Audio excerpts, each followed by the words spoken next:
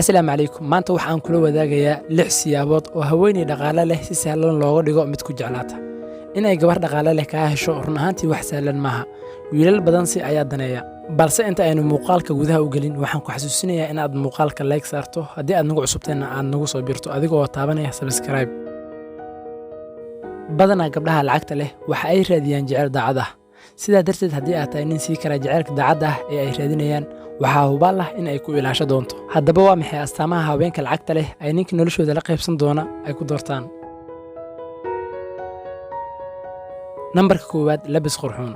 Haweenka lacagta leh uma baahna lacagtaada, laakiin waxa ay qiimeeyaan ninka labiska wanaagsan ama sida quruxda badan u labista. Meeshan micnaheedu maahan in aad lacagtaada oo dhan aad labis iyo dhar geliso, balse waa inaad shaatiga iyo surwaalka aad leedahay aad si fiican u dhaqdo kadibna aad feereyso. Si la mid ah waa in aad si qurux badan timaha u jarataa. intaas kadib waad qaadi kartaa tallaabo aad ku soo jiidanayso qoftaas dhaqaalaha leh. Nambarka 2, waxgaradnimo. Dumarka lacagta leh iyo hablaha oo dhami waxa ay ka siman yihiin in ay xiiseeyaan ninka waxgaradka ah oo inta aan loo tilmaamin karta. La wada sheekada dhinaca ay mar walba u socoto, fahmi karana gabadha, balse ha noqonin nin ku hadla wax aanan micno lahayn. Gabadhan dhaqaalaha haysata waxa ay rabtaa sheekooyin macquul ah oo ku saabsan mowduuc walba oo aad markaas ka wada hadlaysaan. Nambarka 3, ogow waxa ay jeceshahay. Ogow waxa ay gabadhu sida gaarka ah u xiiseyso oo noqo qof la socdo arrimahaas. Adigana jeclow ama xitaa isku day waxa ay jeceshahay in aad adigana xiiseyso.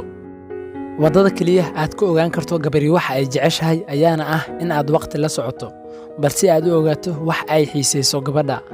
waxyaabahaas ay jeceshahay haweeneydu ee aad adiguna jeclaanayso si aad u hanato gabadhaas lacagta leh waxaa ka mid noqon kara daawashada filmaanta, sportska, wax akhrinta, dalxiiska iyo wixii kale oo ay xiiseyso. Adiguna waa in aad markaas xiiseysaa waxyaabahaas. Kadib marka aad xogta noocan oo kale ah aad hesho, adiga oo aan si toos ah ugu sheegin, tus in aad adiguna xiiseyso waxyaabahaas. Tani waxa ay ka caawin doontaa in aad si dhaqsi leh iskugu fahantaan gabadha. Nambarka 4, ka qosli. Badi dumarka oo dhami waxa ay xiiseeyaan nimanka ka qosliya, balse ha isku dayin in aad noqoto majaajiliste. Haddii kale doqon baad u muuqanaysaa. Waxa kaliya ee laga doonayaa ayaa ah in aad noqoto qof kaftan wanaagsan. Dumarku waa kuwa ay aad ugu baxdo wiilasha kaftanka badan. Marar badan waxaa laga yaabaa in aad aragto wiil sidaas oo dhan aan soo jiidasho u lahayn, balse gabdhuhu ag tuuran yihiin. Ma ogid wiilka noocan ah oo ka qosliya waa midka ay dumarka ag joogiisa ka helaan. Haddaba marka aad doonaysid in aad gabar soo xirgelisid, kaftanka iyo in aad gabar waqtigu ku xun yahay aad ka qoslin karto waa mid aad muhiim kuugu ah.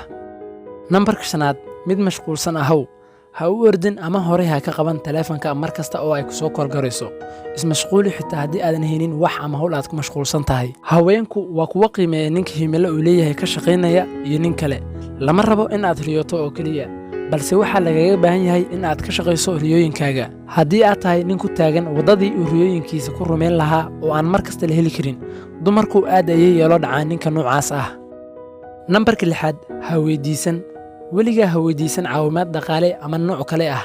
Qaladaadka ragga badankood ay sameeyaan ayaa ah inay horey ka bilaabaan inay weydiisaan caawimaad dhaqaale ama nooc kale ah marka ay ogaadaan in gabadhan dhaqaalaha leh ay xiriirka la wado. xataa haddii ay lacag ku siiso, marka hore iska dhig qof aan rabin oo ha kugu barido in aad qaadato lacagta.